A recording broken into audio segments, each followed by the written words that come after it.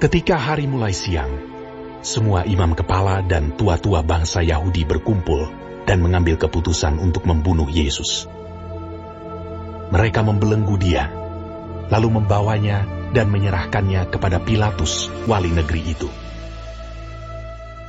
Pada waktu Yudas yang menyerahkan dia melihat bahwa Yesus telah dijatuhi hukuman mati, menyesallah ia. Lalu ia mengembalikan uang yang 30 perak itu kepada imam-imam kepala dan tua-tua dan berkata, "Aku telah berdosa karena menyerahkan darah orang yang tak bersalah." Tetapi jawab mereka, "Apa urusan kami dengan itu? Itu urusanmu sendiri." Maka ia pun melemparkan uang perak itu ke dalam bait suci, lalu pergi dari situ dan menggantung diri. Imam-imam kepala mengambil uang perak itu dan berkata, "Tidak diperbolehkan memasukkan uang ini ke dalam peti persembahan, sebab ini uang darah." Sesudah berunding, mereka membeli dengan uang itu tanah yang disebut tanah tukang periuk untuk dijadikan tempat pekuburan orang asing. Itulah sebabnya tanah itu sampai pada hari ini disebut tanah darah. Dengan demikian, genaplah firman yang disampaikan oleh Nabi Yeremia. Mereka menerima 30 uang perak, yaitu harga yang ditetapkan untuk seorang menurut penilaian yang berlaku di antara orang Israel. Dan mereka memberikan uang itu untuk tanah tukang periuk, seperti yang dipesankan Tuhan kepadaku.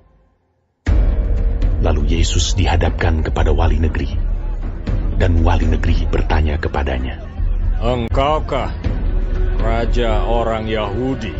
Jawab Yesus, "Engkau sendiri mengatakannya." Tetapi atas tuduhan yang diajukan imam-imam kepala dan tua-tua terhadap dia, ia tidak memberi jawab apapun. Maka kata Pilatus kepadanya, "Tidakkah engkau dengar betapa banyaknya tuduhan saksi-saksi ini terhadap engkau?" Tetapi ia tidak menjawab suatu kata pun, sehingga wali negeri itu sangat heran. Telah menjadi kebiasaan bagi wali negeri untuk membebaskan satu orang hukuman pada tiap-tiap hari raya itu atas pilihan orang banyak. Dan pada waktu itu, ada dalam penjara seorang yang terkenal kejahatannya, yang bernama Yesus Barabas. Karena mereka sudah berkumpul di sana, Pilatus berkata kepada mereka, "Siapa yang kamu kehendaki kubebaskan bagimu? Yesus Barabas atau Yesus yang disebut Kristus?" Ia memang mengetahui bahwa mereka telah menyerahkan Yesus karena dengki. Ketika Pilatus sedang duduk di kursi pengadilan, istrinya mengirim pesan kepadanya, "Jangan engkau mencampuri perkara orang benar itu. Sebab karena dia aku sangat menderita dalam mimpi tadi malam." Tetapi oleh hasutan imam-imam kepala dan tua-tua, orang banyak bertekad untuk meminta supaya Barabas dibebaskan dan Yesus dihukum mati. Wali negeri menjawab dan berkata kepada mereka, "Siapa di antara kedua orang itu yang kamu kehendaki kubebaskan bagimu?" Kata mereka, "Barabas!"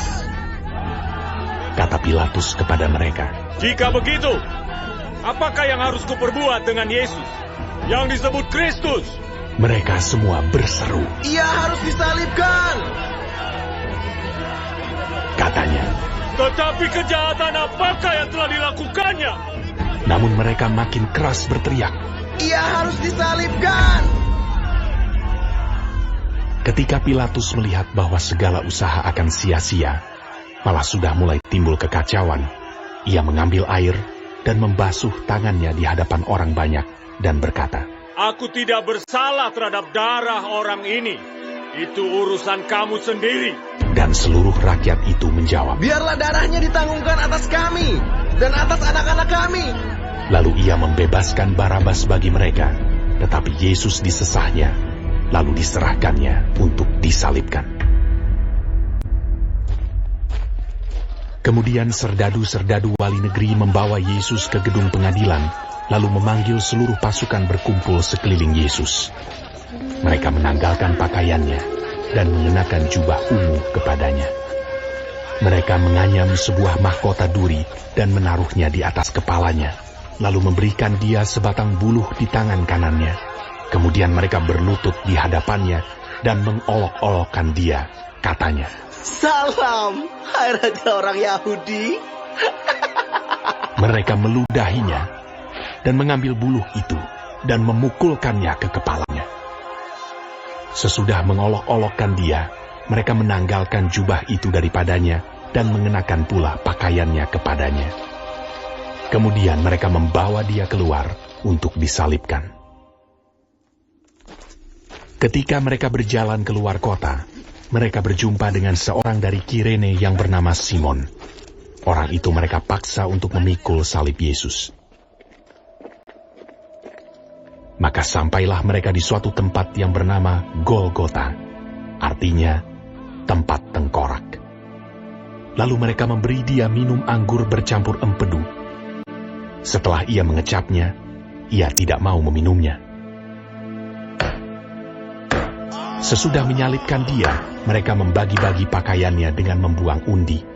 Lalu mereka duduk di situ menjaga dia. Dan di atas kepalanya terpasang tulisan yang menyebut alasan mengapa ia dihukum. Inilah Yesus, Raja orang Yahudi.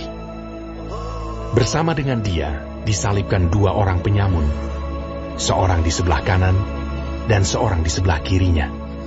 Orang-orang yang lewat di sana menghujat dia, dan sambil menggelengkan kepala, mereka berkata, Hai engkau yang mau merubuhkan bait suci, dan mau membangunnya kembali dalam 3 hari, selamatkanlah dirimu. Jikalau engkau anak Allah, turunlah dari salib itu. Demikian juga imam-imam kepala bersama-sama ahli-ahli Taurat dan tua-tua mengolok-olokkan dia, dan mereka berkata, Orang lain ia selamatkan, tetapi dirinya sendiri tidak dapat ia selamatkan. Ia Raja Israel. Hah? Baiklah, ia turun dari salib itu, dan kami akan percaya kepadanya. Ia menaruh harapannya pada Allah. Baiklah Allah menyelamatkan dia, jikalau Allah berkenan kepadanya. Karena ia telah berkata, Aku adalah anak Allah. Bahkan penyamun-penyamun yang disalibkan bersama-sama dengan dia mencelanya demikian juga.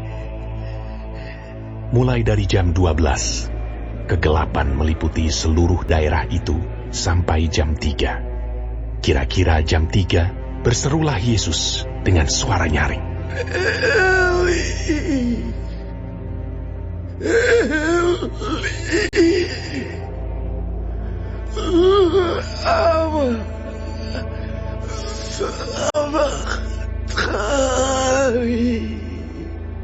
Artinya, Allahku, Allahku, mengapa engkau meninggalkan aku? Mendengar itu, beberapa orang yang berdiri di situ berkata, Ia memanggil Elia. Dan segeralah datang seorang dari mereka. Ia mengambil bunga karang, mencelupkannya ke dalam anggur asam, lalu mencucukkannya pada sebatang buluh, dan memberi Yesus minum. Tetapi orang-orang lain berkata, Jangan, baiklah kita lihat, apakah Elia datang untuk menyelamatkan dia. Yesus berseru pula dengan suara nyaring, lalu menyerahkan nyawanya. Dan lihatlah, tabir bait suci terbelah 2 dari atas sampai ke bawah. Dan terjadilah gempa bumi, dan bukit-bukit batu terbelah.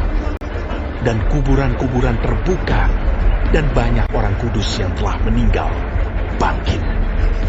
Dan sesudah kebangkitan Yesus, mereka pun keluar dari kubur, lalu masuk ke kota kudus dan menampakkan diri kepada banyak orang. Kepala pasukan dan prajurit-prajuritnya yang menjaga Yesus menjadi sangat takut ketika mereka melihat gempa bumi dan apa yang telah terjadi. Lalu berkata, Sungguh, ia ini adalah anak Allah. Dan ada di situ banyak perempuan yang melihat dari jauh, yaitu perempuan-perempuan yang mengikuti Yesus dari Galilea untuk melayani dia. Di antara mereka terdapat Maria Magdalena dan Maria ibu Yakobus dan Yusuf dan ibu anak-anak Zebedeus.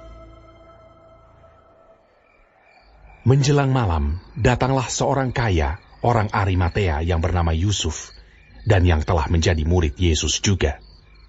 Ia pergi menghadap Pilatus dan meminta mayat Yesus. Pilatus memerintahkan untuk menyerahkannya kepadanya.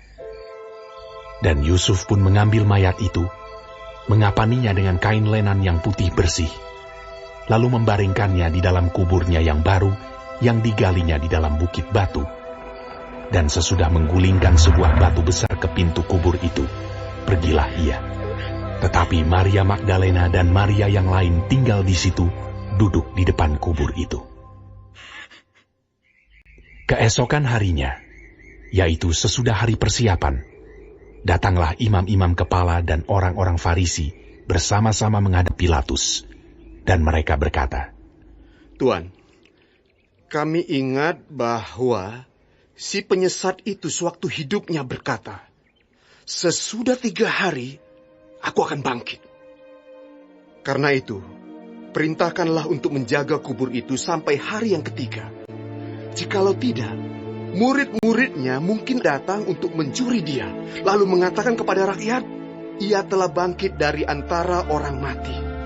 Sehingga penyesatan yang terakhir akan lebih buruk akibatnya daripada yang pertama.